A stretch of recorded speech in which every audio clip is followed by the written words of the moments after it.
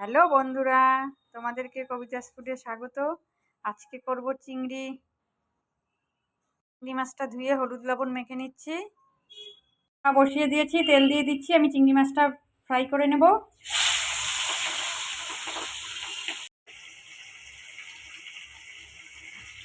মাছগুলো ফ্রাই হয়ে গেছে, নামিয়ে নেব।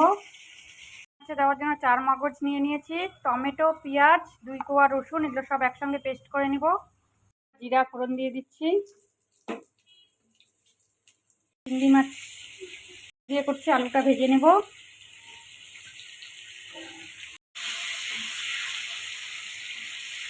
মতো লবণ দিয়ে দিচ্ছি, সাথে কাঁচা লঙ্কা দিয়ে দিলাম কয়েকটা গুঁড়ো। মশলাটা দিয়ে দিব, 4 মগজ, পেঁয়াজ, টমেটো। আমি সব মশলাগুলোকে ভালো করে কষিয়ে নেব। লঙ্কার গুঁড়ো দিয়ে দিচ্ছি।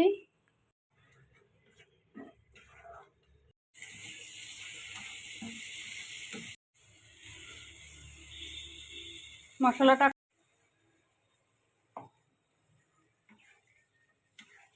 চিংড়ি মাছ দিয়ে দিচ্ছি।